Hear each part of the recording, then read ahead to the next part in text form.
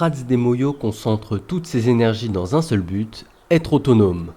Ce village catalan de 1000 habitants veut devenir maître de son approvisionnement. Principale raison, la hausse du prix du transport de l'électricité qui alimente la régie municipale. Ces 10 dernières années, la facture a été multipliée par 5. Seule solution, diversifier les sources de production et s'appuyer sur les ressources locales pour alléger la note. Pour nous, le mix énergétique à Prats, il s'est imposé de lui-même au vu du relief et de la nature que l'on avait sur le village.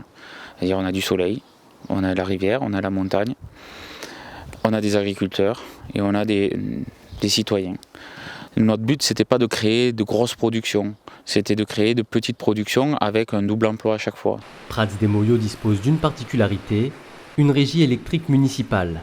Un statut qui offre une autonomie dans les choix de production d'énergie renouvelable, d'approvisionnement et de gestion de réseau. On avait déjà une centrale hydraulique, mais aussi on avait la possibilité de construire des hangars pour nos agriculteurs en photovoltaïque. Et en discutant, en amenant la discussion avec les agriculteurs, on a dit pourquoi pas créer une méthanisation. Donc c'est venu au fil de l'eau.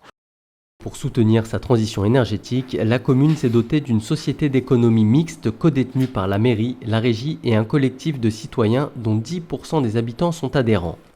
Fin 2019, Prats-ENR répondra à 40% des besoins annuels via sa centrale hydraulique déjà en activité et des toitures photovoltaïques communales.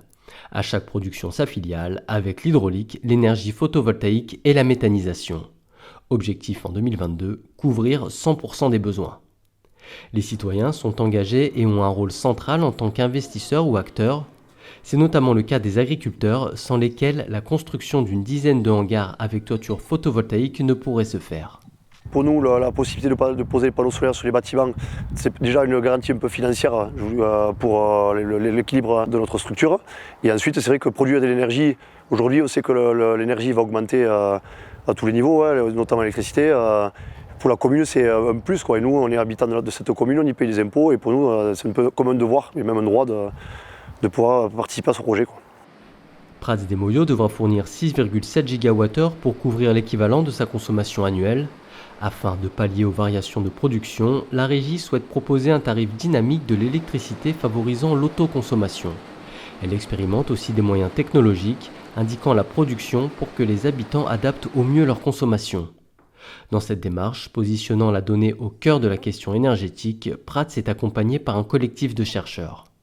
En termes de méthodologie, on a mis en œuvre ce qu'on appelle une expédition de données, qui consiste en fait à être en observation vraiment empirique de tous les moyens de collecte de l'information énergétique sur la consommation d'un côté et sur la production de l'autre. On a cherché à comprendre ce qu'on peut appeler le cycle de vie de la donnée, c'est-à-dire comment depuis effectivement un compteur, on est capable de récupérer une information actuelle telle qu'elle, sans modification chez l'habitant, et comment, in fine, elle apparaît dans un tableau de bord et elle est conservée. Les données récoltées et l'architecture du système d'information sont en open data. Elles peuvent constituer une première base d'études pour une commune qui souhaiterait reproduire le modèle sur son territoire. Ce village aux traditions millénaires est bien parti pour devenir un territoire d'excellence, pilote et innovant en matière de transition énergétique.